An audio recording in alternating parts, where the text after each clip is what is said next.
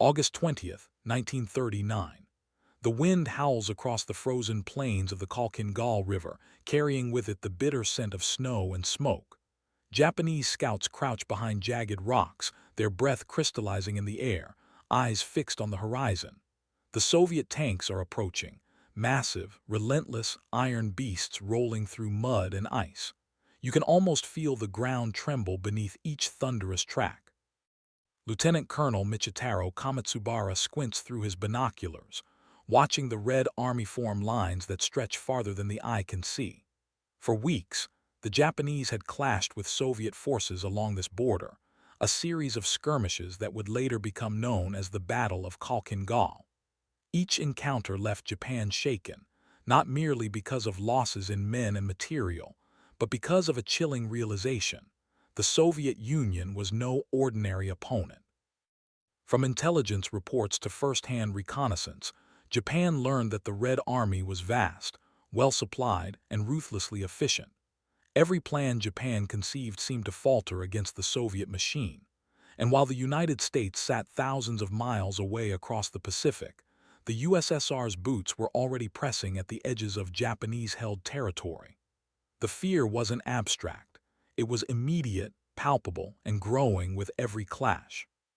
Kamatsubara's officers whispered about the ideological resolve of the Soviets, their unwavering loyalty to Moscow, their willingness to die in the frozen wastelands rather than retreat. Unlike the Americans, whose industrial might loomed as a future threat, the Soviets were here now. Every night, Japanese soldiers huddled in foxholes, listening to the distant rumble of artillery, wondering if they would be the next wave crushed beneath the Red Army's unstoppable advance. Japan's leadership began to see a frightening pattern. The USSR wasn't just strong, it was unpredictable, and unpredictability was a threat far more dangerous than the distant certainty of America's eventual involvement. Maps in Tokyo were filled with red zones, border sketches, contingency plans for defense against the North. Strategists debated endlessly.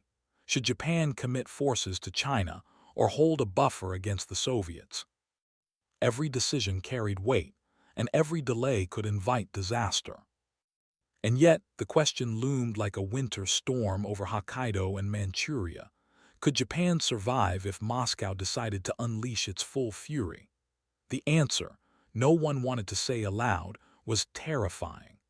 The USSR was a shadow that could engulf the Japanese Empire long before America could even cross the ocean. But as Japan fortified its northern border, a new consideration began to creep into their strategy. The Americans were powerful, yes, but their reach was limited. The Soviets were present, immediate, and merciless.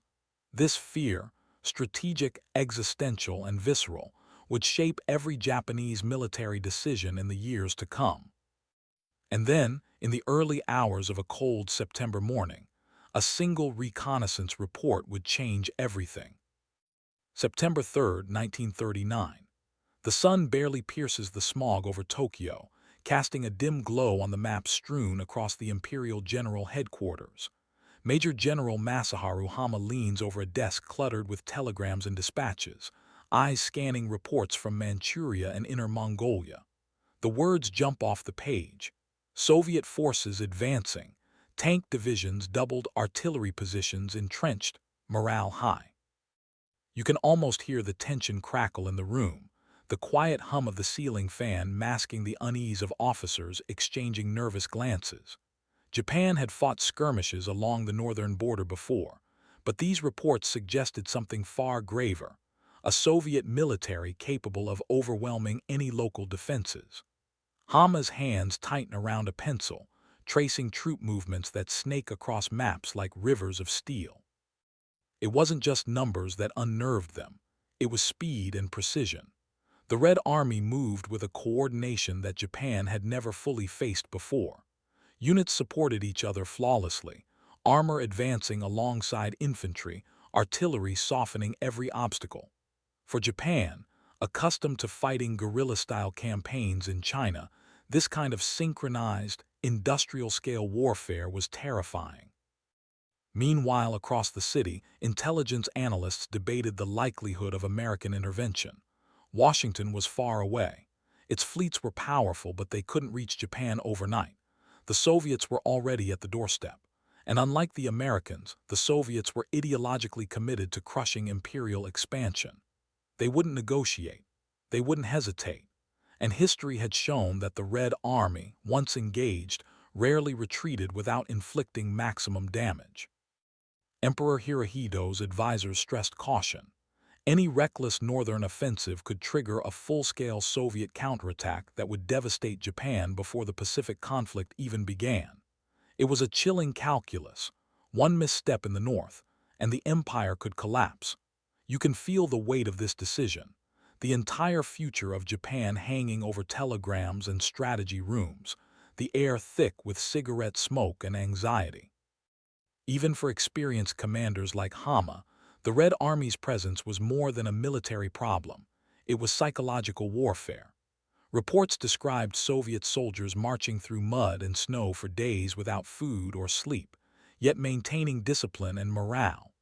Tales of their brutal counterattacks filtered back from the front lines, stories that left Japanese troops hesitant, cautious, almost fearful before even engaging. In the summer months, Japan had sent reconnaissance planes over the border, trying to assess the strength of Soviet positions. Pilots returned with footage of endless columns of tanks, machine gun nests dotting the terrain, and airfields buzzing with aircraft ready to strike. Every snapshot reinforced a growing dread. The Soviets were not just a threat. They were an unstoppable force poised to punish any Japanese miscalculation. And then there were the border clashes, small, bloody encounters that left both sides reeling. Every defeat, every forced retreat along Khalkhin Gol was etched into the minds of Japanese military planners. It became clear. The USSR was not a distant problem. It was an immediate crisis. They were learning the hard way that geography favored the Soviets too: harsh terrain, brutal winters, and vast open plains that made defensive positions difficult to maintain. Tokyo's military council faced a critical choice: continue pressing in China and risk northern vulnerability, or pull resources to the border and hope deterrence held. The fear of the USSR dictated the strategy. Unlike the United States, whose threat was still theoretical and long-term, the Soviets were here now, massive, ruthless, and ideologically driven. And as night fell over Tokyo, one chilling realization settled over the headquarters. Japan might be able to survive an American attack eventually, but surviving a Soviet assault, that was uncertain. The next morning, a top-secret directive would arrive from the front lines that would force Japan to reconsider everything about its northern defenses. October 5, 1939. The wind whips through the snowy ridges of Manchuria, carrying the bitter smell of frozen earth and scorched vegetation from recent clashes. Colonel Masanobu Tsuji stands on a ridge overlooking the Mongolian plains, binoculars pressed to his eyes. Below, Soviet tanks clank across the frozen soil, their steel tracks carving grooves like scars in the landscape. Every movement is precise, calculated, terrifying. Back in Tokyo, Imperial strategists are poring over intelligence reports with a sense of urgency that borders on panic. The Red Army's numerical advantage is staggering: tens of thousands of troops, hundreds of tanks, and artillery pieces that can obliterate Japanese positions from miles away. Japan's northern garrisons, stretched thin from campaigns in China, are woefully unprepared for such an onslaught. The lessons of Khalkhin Gol are not lost on high command. Japan's commanders begin to recalibrate their entire military strategy. Resources once earmarked for offensive operations in China are diverted northward. Defensive fortifications are strengthened along the borders of Manchuria, supply lines extended, and reconnaissance missions intensified. Every decision is dictated by fear of the Soviet advance, a fear that eclipses even the looming presence of the United States across the Pacific. But it's not just numbers that drive the anxiety. It's ideology. Soviet propaganda emphasizes the destruction of imperialist powers in Asia, and Japanese officers are acutely aware that the Soviets view their empire as a direct target. While American involvement might bring industrial firepower and long-term strategic challenges, it lacks the immediacy, the ideological fury that Moscow has shown. The Red Army fights with a single-mindedness that seems unstoppable, almost fanatical. Japan's northern strategy becomes a careful balance of caution and deterrence. Patrols extend further into disputed territories, and tank battalions are positioned to counter any Soviet push. High-ranking officers discuss every possible scenario, running simulations of full-scale invasions and weighing the cost in lives and territory. The Army's internal memos are filled with a single, unspoken word: Soviets. It dominates planning, shapes strategy, and haunts every decision. Even daily life for soldiers along the border is tinged with fear. You can almost feel the icy anxiety as troops drill in sub-zero temperatures, checking rifles and machine guns, listening for the distant echo of artillery across the plains. Soldiers whisper of Soviet tactics, coordinated assaults, overwhelming force, relentless pursuit. Every patrol, every skirmish reinforces the growing perception that the USSR is a more immediate and dangerous enemy than the Americans ever could be. And yet a paradox emerges. While fear of the Soviets dominates military thinking, Japan cannot ignore the potential of conflict with the United States. Fleet exercises in the Pacific continue, carriers are prepared, and contingency plans drafted. But the North, the border with the USSR, casts a longer shadow over Japan's strategic mind. One wrong move, one miscalculation, and the empire could collapse before America even fires a shot. Then, in November, a critical development arrives. Soviet intelligence suggests a potential redeployment of forces away from the European front. Tokyo's generals face a moral and strategic dilemma. Should Japan strike first in the north, risking full-scale war with the USSR, or maintain the defensive posture that has so far kept them safe? The tension in the room is almost palpable. Every officer knows that the next decision could determine the survival of the empire. And as the night deepens over Manchuria, distant explosions echo across the frozen landscape, a stark reminder that the northern threat is never dormant. Every Japanese soldier, every commander feels it. The USSR is not just a fear. It is a force that could strike with devastating consequences at any moment. December 12, 1940. A bitter wind slices across the frozen expanse of the Amur River. Japanese officers inspect their northern fortifications, counting sandbags, checking machine gun nests, and ensuring supply lines are intact. Every detail matters. Every lapse could be exploited by the Soviets. You can almost feel the tension gripping the soldiers, the constant awareness that an enemy of unimaginable scale waits just beyond the horizon. Meanwhile in Tokyo, the Imperial General Headquarters convenes. Charts of Soviet troop positions, maps of Mongolia, and photographs from reconnaissance planes dominate the room. Admiral Isoroku Yamamoto quietly observes, nodding the Army's northern focus. Strategists debate not just defense, but how this fear of the USSR is reshaping Japan's broader military ambitions. Plans for expansion in China, and eventually the Pacific, must be weighed against the omnipresent northern threat. The Soviet Union has become a specter over Japan's strategic thinking. Unlike the United States, which is distant and constrained by geography, the USSR is immediate, ideologically hostile, and brutally efficient. Every calculation of resources, troop movements, and military campaigns is filtered through one lens, preventing a Soviet invasion. Fear of Moscow limits Japan's options in Asia. Offensive operations must be timed carefully. Overreach could provoke the Soviets, while hesitation risks losing initiative entirely. Even within the Army, debates rage. Some commanders argue that America, with its industrial capacity, is the greater long-term threat, but the generals on the Northern Front insist otherwise. They recount tales from Khalkhin Gol, Japanese units encircled, tanks destroyed, soldiers frozen in the mud, unable to repel the relentless Soviet advance. These experiences shape policy, forcing Japan to prioritize deterrence along the border. Japan's northern focus also influences diplomacy. Treaties, negotiations, and intelligence gathering all reflect an obsession with the USSR. Japan seeks to avoid provoking Moscow while simultaneously preparing for the worst. It's a delicate dance. Too much aggression could trigger war. Too little leaves Japan vulnerable. Fear drives every move, every decision, every calculation. And yet, there's a creeping realization.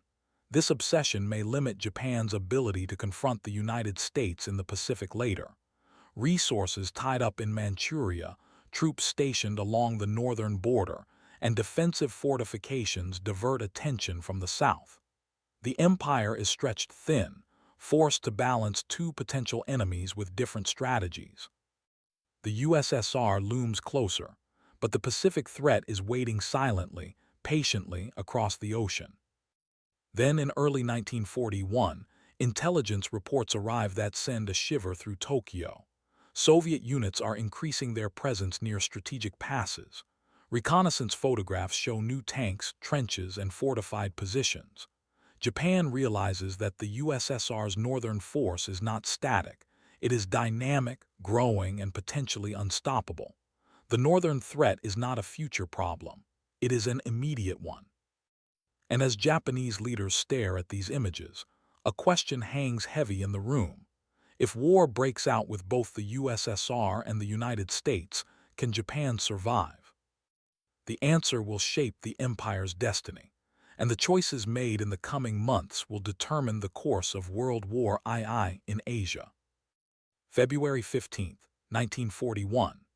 The snow has begun to melt along the northern borders of Manchuria, but the chill lingers in the bones of Japanese soldiers.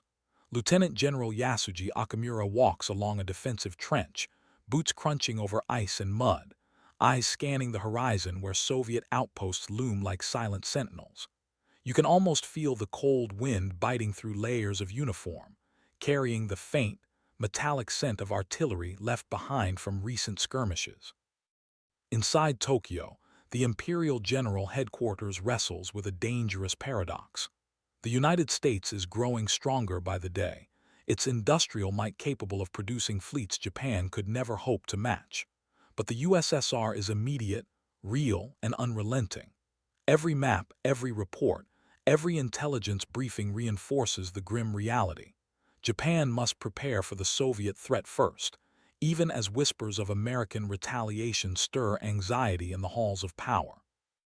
This fear shapes strategy in subtle but profound ways. Japan's southern ambitions, resource-rich territories in Southeast Asia, cannot be pursued recklessly. Troops, equipment, and attention are diverted to the north. Fortifications along the Soviet border are strengthened. Tank battalions are stationed in strategic passes. Reconnaissance planes patrol constantly. Each measure, however small, is a reminder that the USSR is not a distant enemy. It is at the gates. The psychological impact on soldiers cannot be overstated. Patrols report uneasy encounters with Soviet reconnaissance units. Troops speak in hushed tones about the efficiency, discipline, and sheer ferocity of the Red Army. The memory of Khalkhin Gol is seared into their minds. Encirclements, artillery barrages, retreats through freezing mud. You can almost hear the echo of distant gunfire haunting every Japanese soldier along the border. And yet there is a tension that grows quieter but no less potent. Japan's southern strategy, driven by resources and expansion, cannot be ignored forever. Military planners understand that delaying action against the United States and the colonies in Southeast Asia risks losing the initiative entirely. But the northern specter, the USSR, demands attention. Fear dictates priorities. Fear dictates timing. Fear dictates choices that will reverberate across the Pacific. Then in late spring 1941, an intelligence dispatch arrives that shakes the room. The Soviets, entangled in Europe with Hitler's Germany, may not strike immediately, but their presence remains threatening, formidable, and unpredictable. The Japanese commanders realize that while the Soviet threat may temporarily recede, it will never disappear. The empire must remain vigilant, always watching north, even as it looks south. It is in this delicate, tense balance between the ever-present Soviet threat and the looming American challenge that Japan charts its course. Every decision made here, every risk calculated, sets the stage for the empire's fateful moves later that year. And as the sun sets over the northern plains, you can feel the quiet tension building, like a bowstring pulled taut, ready to unleash consequences that will echo across the world. One report, arriving in Tokyo in June 1941, will push Japan toward a decision that will alter the course of the Pacific War. June 22, 1941. Across the globe, the rumble of war shakes Europe as Hitler launches Operation Barbarossa against the Soviet Union. In Tokyo, Japanese strategists watch the reports with a mix of relief and unease. The Red Army is suddenly drawn westward, engaged in a colossal struggle against Germany's Wehrmacht. Japan's northern border, once a constant source of dread, now seems temporarily secure. You can almost feel the shift in the air at the Imperial General Headquarters. Officers lean back in chairs, some allowing themselves a rare, quiet smile. For the first time in years, Japan can contemplate southern ambitions without fearing an immediate Soviet counterattack. Resources can be allocated, fleets prepared, and plans for Southeast Asia sharpened. The United States, still across the Pacific, is distant, a threat that can be managed later. Yet even in this apparent calm, the shadow of the USSR lingers. Military planners know the Soviets are far from defeated. They remember Khalkhin Gol, the relentless precision of the Red Army, and the unforgiving winter of the northern plains. The Japanese leadership understands a chilling truth. The USSR may be preoccupied in Europe, but it will always be a latent threat, capable of striking with devastating force if provoked. Fear, after all, does not fade overnight. Colonel Tsuji, now reviewing intelligence from Manchuria, reflects on the lessons learned. Japan cannot overextend in the south without leaving its northern flank vulnerable. Defensive fortifications remain, reconnaissance continues, and contingency plans are refined daily. Every soldier stationed near the Soviet border knows that war is never truly absent. It is simply waiting. This uneasy reprieve shapes Japan's next moves. The empire embarks on a campaign in Southeast Asia with boldness and aggression, confident that the Soviet threat is distant for the moment. Yet, every strategic calculation, every resource allocation, carries the memory of the Red Army's might. Japan's southern expansion is colored by northern caution, a delicate dance of ambition tempered by fear. As summer approaches, whispers circulate through Tokyo. Should Japan strike south now while the Soviets are distracted in Europe, or remain cautious, guarding the northern frontier? The tension is palpable, almost cinematic, as leaders weigh opportunity against risk. Every delay is costly, yet every misstep could invite disaster. And just when Japan begins to feel confident in its southern strategy, a subtle intelligence report arrives. Soviet forces are quietly reinforcing positions near strategic passes, maintaining readiness despite the European conflict. A stark reminder echoes through the corridors of power. The USSR's threat may have receded, but it is far from gone. The stage is now set. Japan's fear of the Soviet Union, once immediate and terrifying, has become a guiding force in strategy, shaping decisions that will determine the empire's fate in the Pacific and beyond. A single decision, months from now, will push Japan onto a collision course with the United States, an act driven as much by northern fear as by southern ambition. August 7, 1941. Tokyo is alive with the hum of military planning. Maps cover the walls of the Imperial General Headquarters, pins marking Soviet troop concentrations in the north and American holdings across the Pacific. You can almost hear the shuffling of papers, the scratch of pens, the quiet tension that fills the room. The northern threat, the USSR, still dominates every discussion, even as southern ambitions demand attention. For decades, Japan had dreamed of expansion in Southeast Asia, rich with resources like oil, rubber, and tin. But the memory of Khalkhin Gol lingers. Japanese commanders know that while the Americans are formidable, their forces cannot reach Japan overnight. The Soviets, in contrast, are closer, faster, and ideologically uncompromising. Fear dictates priorities. Every troop sent south must not leave the northern border vulnerable.